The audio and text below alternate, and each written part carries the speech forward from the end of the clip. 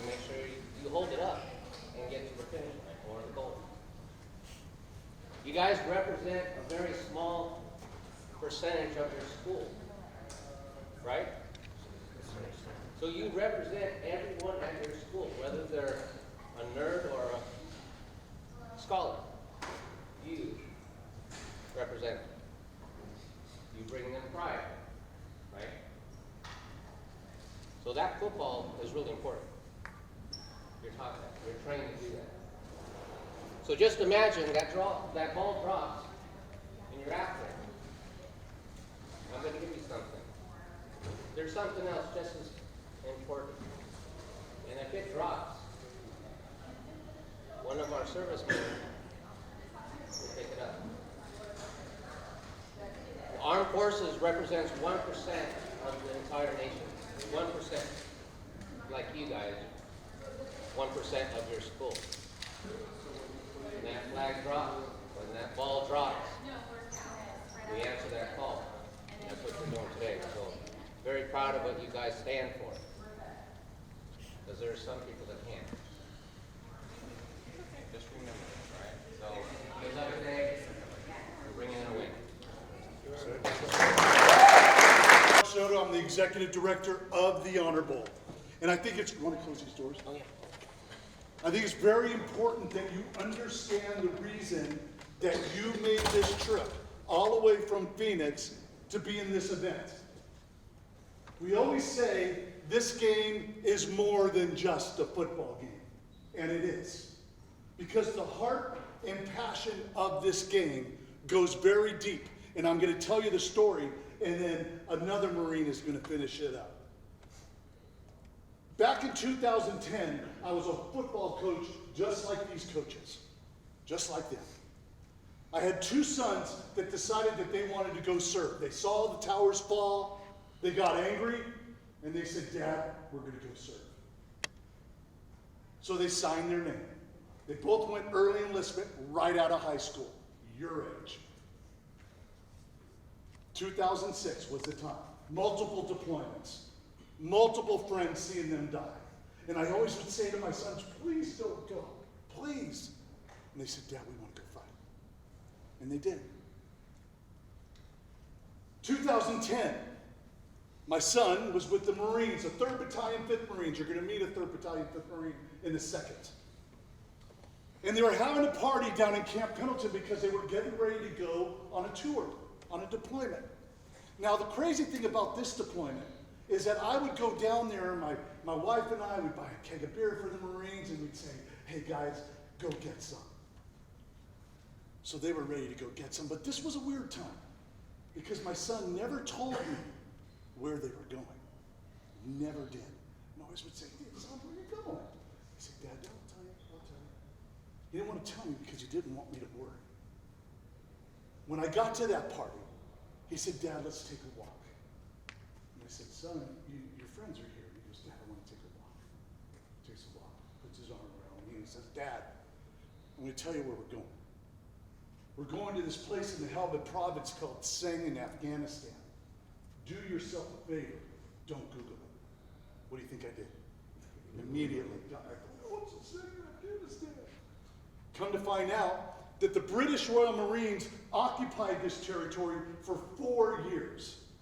And during that 4-year time, since the British Royal Marines were in that territory, they lost over 100 men, and almost 1,000 of them were losing legs.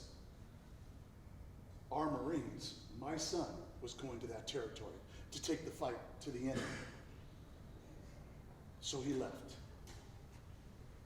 He told me that when they were landing at the FOB, they were surrounded by white flags. Now, when we think of white flags, what do we think of? Surrender, right? But not to the Taliban. While their helicopters were landing in the FOB, they were surrounded by white flags, and on those white flags, they would spray paint, "Death to the Americans, death to the infidels." The Marines landed while they were being shot at. And so they heard pinging off the helicopters. They were being shot at as they were landing in the safety of their FOB. They get acclimated to the territory. They're getting ready to go get some. And then the first patrol goes out. Within minutes, they hear this boom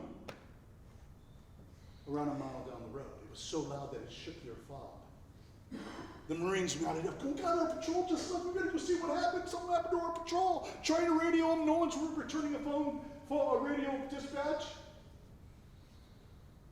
They get there, and under enemy sniper fire, they see that the Marine battalion or the Marine mission that just went out, they ran over a mine so big that it picked up the MRAP that they were driving in, twisted it like a corkscrew in the air, dropped them to the ground, and 4 Marines were instantly killed.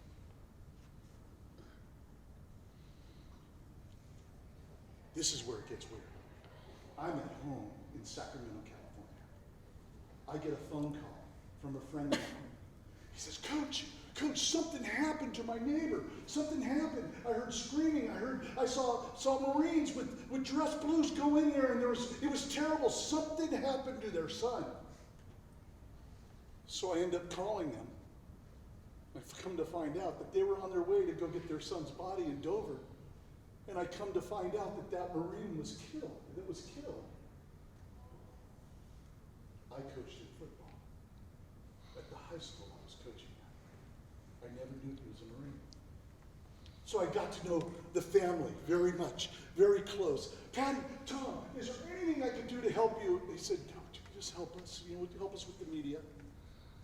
So I helped, and then when they got home, we grew close, and they said, Coach, will you eulogize our son? I said it would be an honor. So I eulogized her son. And around 2 days after we put his flag-draped coffin into the ground, I get a phone call.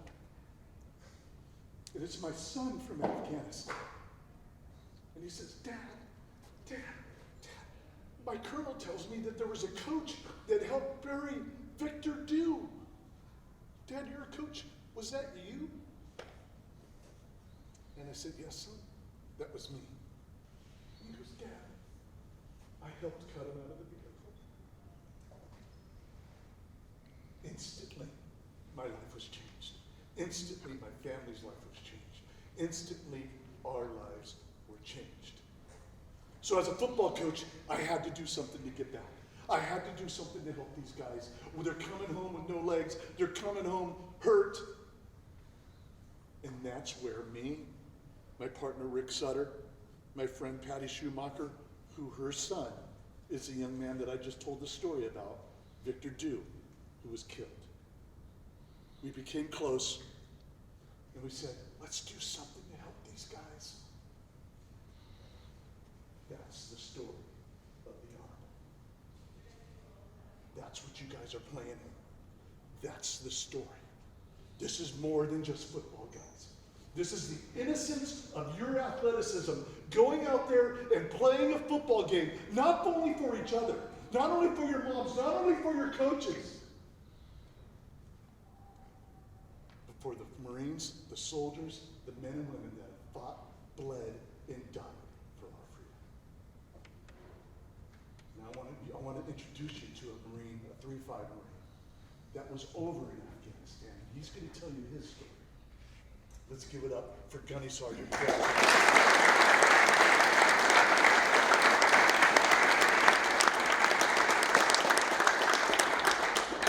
Good afternoon. Well, I want to start out by saying thank you. This may not mean a lot to you, or it does, but to me it means the world that you're here playing in honor of the 25 of my brothers that didn't make it back from that deployment. October 2010 to April 2011, 3rd Battalion 5th Marines deployed to Sangin, Afghanistan. When they got on the plane, 1,000 strong, they came back 25 minus. So it means a lot that you're out here playing to honor those that didn't make it back.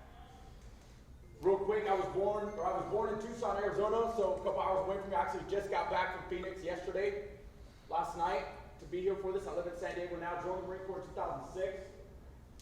Fast forward 2010, my 3rd deployment, Sangin, Afghanistan. I want to share a story.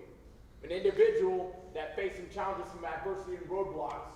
And hopefully you can correlate that to playing football a little bit, or your life. as you move forward. So December 30th, 2010, out on a patrol in Afghanistan, if you can picture, if you've seen Lone Survivor, the movie with Marcus Luttrell, when they're at the top of the mountain overseeing that Taliban stronghold in the village, mud huts, dirt, alleyways, this patrol, December 30th, 2010, on their way back, after being out for 4 hours talking to the locals, talking to the nationals, getting some intelligence, making their way back to the patrol base. We call it the PB. So on their way back to the PB after about 4 hours, on their way back, the back end of the patrol, there's about 20 on that patrol. One of the younger Marines steps on an IED, an improvised explosive device, a roadside bomb. Luckily, that bomb didn't go off all the way. Partial of it only went off because it had rained a couple days prior, so it was supposed to rain. It didn't go off all the way. All it did was shatter the ankle, broke the ankle of that Marine that stepped on it. They got him to the truck, they got him to the helicopter, they got him to the States, recovered, fine. The squad identified that the IED, that roadside bomb, didn't go off all the way, so they had to go back out there and place a stick of demolition C4 and blow it up, so the Taliban wouldn't go back out there and reuse it, since it didn't go off all the way. The squad is inside the patrol base, a fire team, four Marines go out, they're placing the stick of demolition down. The Taliban on this side, behind a mud hut wall, just like that village, as they put it down and they're about to blow it, they're walking away, the Taliban opens up, ambush. 3 of the Marines run that direction. The squad leader, the sergeant, runs towards enemy fire with this rifle up, suppressing, firing back at the Taliban. Now, there was a little divot, waist-sized wall, where the squad leader was going to go get behind and get some cover and engage the enemy. And when he got there, fell on his back, looked down, and his camouflage uniform was filled with blood. He realized that he had been shot twice, once on each leg. He looks over to the left. Here comes one of those Marines that took cover from the other direction, running towards him, slides in, takes off his cutter scissors, cuts off his utilities uniform, and blood is gushing out. At this point, we're close to 2 minutes. But more artery had been hit. So he slaps gauze, he puts a tourniquet on, gets the rest of the squad from the patrol base out, gets a litter out there. They put him on the stretcher, they pick him up, and as they're carrying him out and they're suppressing back the enemy, the sergeant on the stretcher puts his hand up to his best friend and says, "Tell my mom I love her, and tell my boys I'm sorry." Tell my mom I love her, tell my boys I'm sorry. Were the last words he said on that battlefield before getting put in a truck, getting put in a helicopter, getting sent back to the States. Now let me tell you the backstory of that. So when you do face challenges, adversity. All right. Pastor Doug. Guys, lock arms. Grab hands.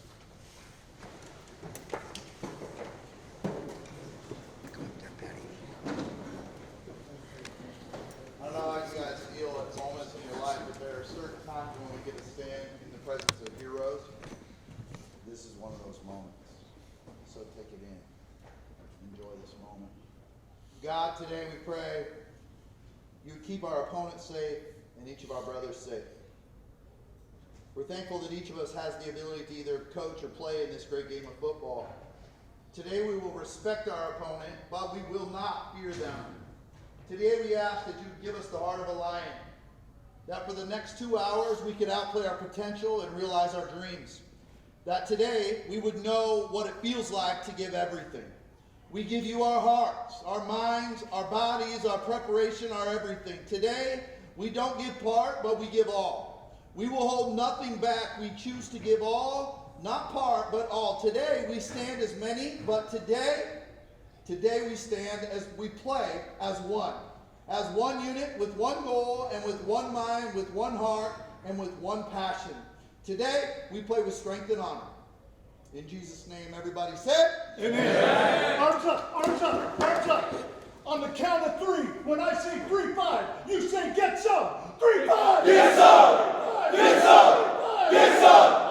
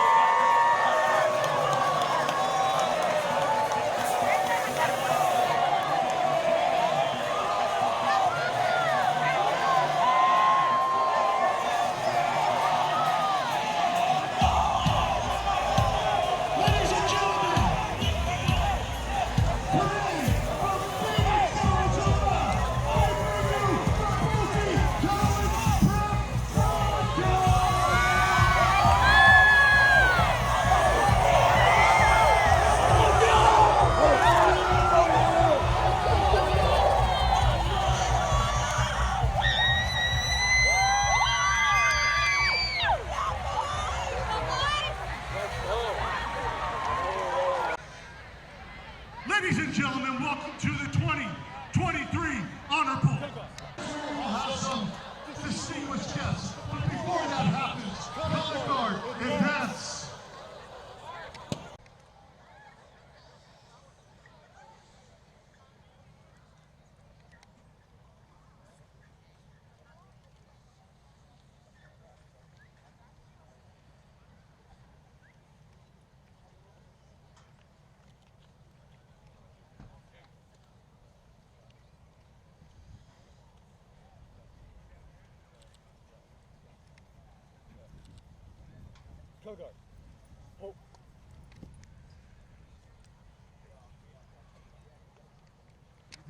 Man or woman is lost in the battlefield. It has become customary to raise their rifle pointing down. Along with their boots and helmet, surviving members of their squad gather around and memorialize their fallen comrades. Some of those will pray, others might tell personal stories, but make no mistake, this is a ceremony that is taken very seriously. Because every soldier knows the next ceremony might be for them. When a rifle is down to the ground, it is a memorial of a soldier killed in action. It also signals a time for prayer, a breaking action to pay tribute to our friend and hero. Placing the rifle is Gunnery Sergeant Trevor Torres, Drill Instructor, Marine Corps Recruiting Post San Diego. Gunnery Sergeant Torres was a Purple Heart citizen, was wounded in action in the Helmand Province of Afghanistan in 2010.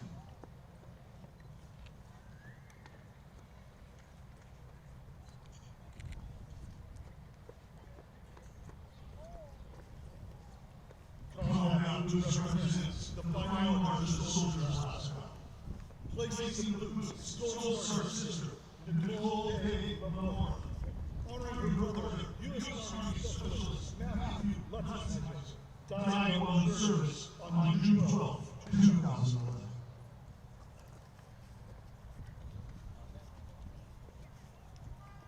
The helmet is also a symbol of this great sacrifice. The helmet is being placed by U.S. Navy Chief Petty Officer Joe Fasano, active duty reserves, and the creator of Fasano Artistry.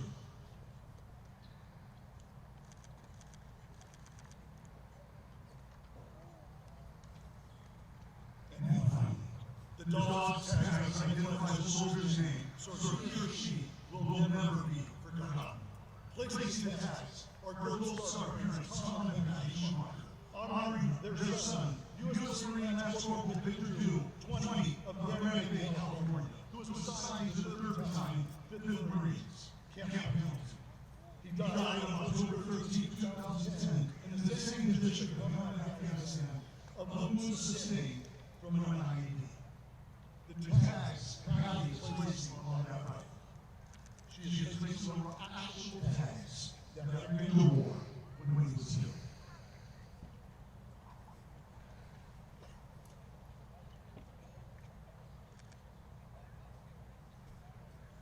Now, ladies and gentlemen, while you are still standing, our gold star families and military members are centered on the 50-yard line.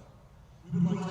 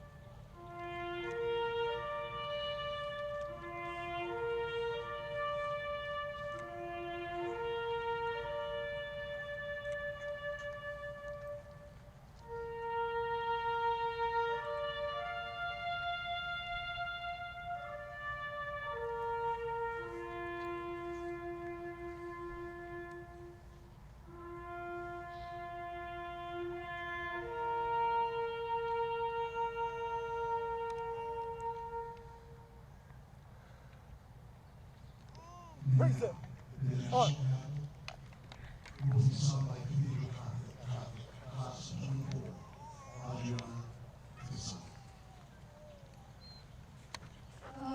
say, can you see by the dawn's early light what so proudly we hailed at the twilight's last gleaming, whose broad stripes and bright stars